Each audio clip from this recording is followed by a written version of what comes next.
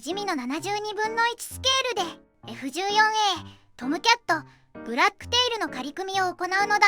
またまたトムキャットですね。このチャンネル最近トムキャット率が高い気がします。それにしても最新のタミヤ版をレビューしないところに投稿者の意思を感じますね。まあ単純に手に入れていないだけなのだ。タミヤ版が発売される直前にヤフオクでこの富士見版を入手したので、せっかくなら取り上げてみようと思ったのだ。富士見の F14 というと最初に出たのは A 型で、今回扱うのもその A 型なのだ。ただし後年には D 型もラインナップされているのだ。このキットはいつ頃発売されたものなんですか？初版は1988年なのだ。ただちょっと悲しいことがあって、同じ1988年に長谷川の新金型 F14 も発売されているのだ。それはタイミングが悪いですね。話題は完全に長谷川に集中してしまいそう。実際1989年頃から飛行機スケールモデルを作り始めた投稿者の記憶でも富士見の F14 はあまり意識に残っていなかったのだ。ただ同時期に出ていた48分の1スケールのブラックバニーは買った記憶があるのだ。ブラックバニーですか？缶スプレーで黒く塗装した記憶があるのだ。当時はエアブラシも持っていなかったからね。同時期に48分の1スケールも出ていたわけですね。そういうことなのだ。当時の国内市場だと長谷川のトムキャットはまだトツモールド版でしたよね。そうなのだ。国内では長らく長谷川の旧金型が主流だったので、オーモールドの F14 には一定の需要があると踏んで開発されたのかもしれないのだ。でもまさか同じ年に長谷川が新金型を出してくるとは。富士見としても予想外だった可能性はありそうなのだ。開発時のベンチマークはやはり長谷川9番でしょうね。実際のキット内容はどうなんでしょう？まず大きな特徴はやはりオーモールドという点なのだ。それと武装の内容も長谷川9番をかなり意識している印象があるのだ。長谷川9番はマイナーバージョンアップを繰り返してますけど、1988年頃だと武装はサイドワインダー2本、スパロー2本、フェニックス4本でしたよね。富士見版もほぼ同じ構成なのだ。武装関連に大差はないという感じね。富士見版はその他にも面白い要素があって、むき出しのエンジンが別パーツで再現されているのだ。むき出しのエンジン？そうなのだ。専用のドリーが付属していて、エンジン単体を展示することもできる仕様なのだ。展示用エンジンがおまけでついてるわけね。さらにノーズコーンの中にはレーダーがついている。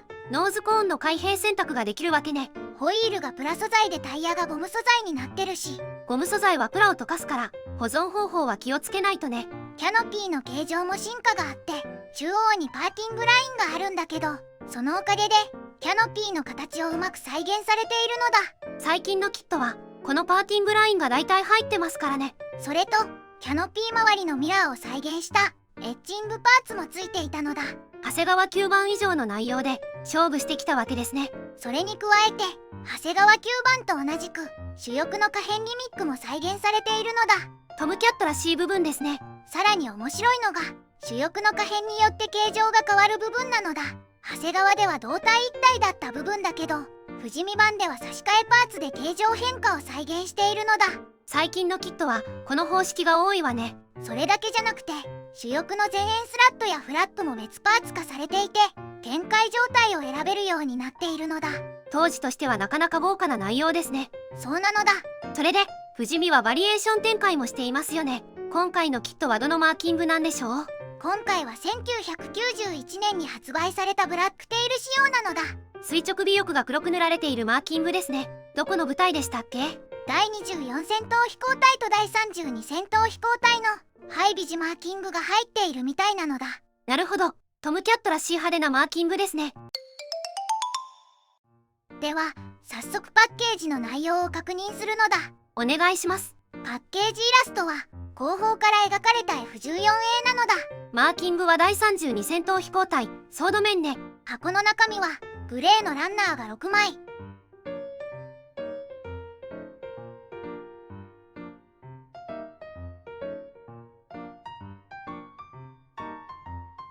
タイヤパーツが1枚、エッジングパーツが1枚、透明パーツが1枚、デカール1枚、組み立て説明書、それに塗装図も付属しているのだ。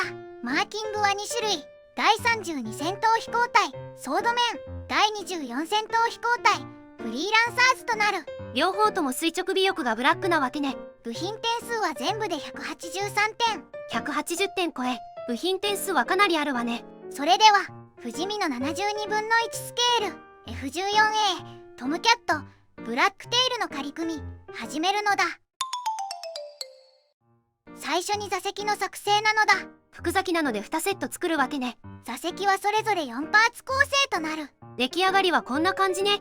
続いて操縦席なんだけど、こちらはさっきの座席も含めて7パーツ。操縦席床と座席、ケーキパネル、操縦桿が含まれているのだ。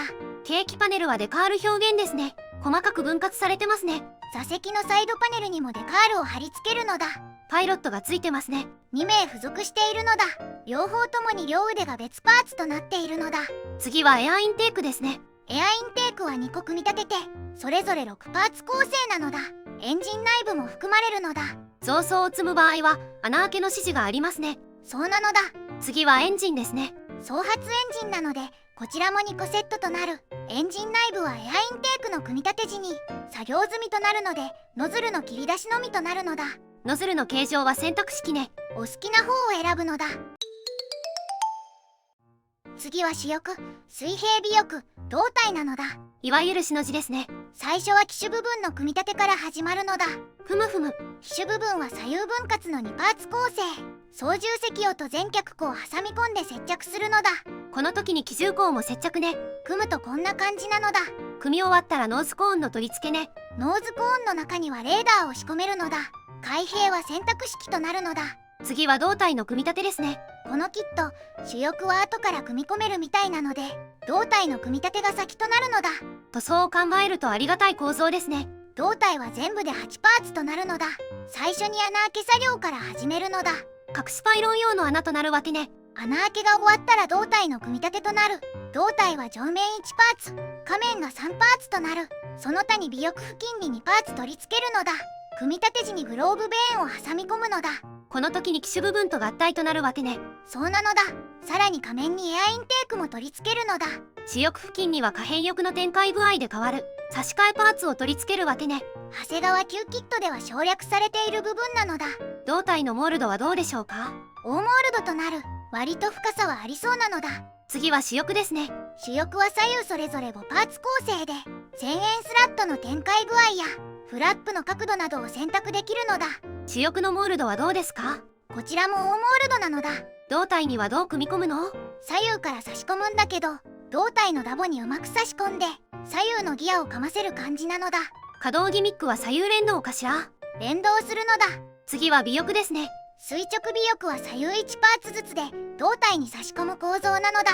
水平尾翼も同じような構成ですね。これで大まかな形が完成するのだ。次はクリアパーツや足回りなのだ。ふむふむ。キャノピーは分割式なので操縦席の開閉を選べるのだ。透明度は問題なさそうね。問題なしです。エッチングパーツなどを仕込むわけね。バックミラーとかになるのだ。次は足回りですね。まずは左右の主脚から。主脚は各4パーツ構成なのだ。タイヤとホイール、支脚、足本体ね。さらに胴体に接着するカバーもあるのだ。次は前脚ね。前脚は6パーツ構成。脚本体にタイヤ、ホイール、ライトなどが含まれる。ここにも胴体に取り付けるカバーがあるわけね。そうなのだ。次はアクセサリー関連ですね。今回は胴体下にフェニックスミサイルを4発搭載するのだ。エアインテーク下には増装を2機装備できるのね。さらに主翼付け根にはスパローとサイドワインダーを1本ずつ装備可能なのだ。アクセサリーが豊富なのは嬉しいですね。最後は細かいパーツなのだ。まずはノーズコーン先端に気筒管ね。機種左右には気筒制圧プローブや A1C プロープを取り付けるのだ。機首下部にはアンテナも取り付けますね。それと機種付近にはメンテナンスハッチも取り付けるのだ。胴体後方にはベントラルフィンを2枚取り付けて、着艦フックも忘れずになのだ。これで雷体完成ですね。では終わりに総評なのだ。今回は不死身の72分の1スケール F14A トムキャットブラックテイルの仮組みレビューをお届けしたのだ。仮組み後の感想はどうでしたか。不死身が積極的に72分の1スケールの航空機キットを展開していた時期の製品で、時代的には長谷川の9番トムキャットを意識しつつ、それを上回る内容を目指して開発されたかなり意欲的なキットだと感じたのだ。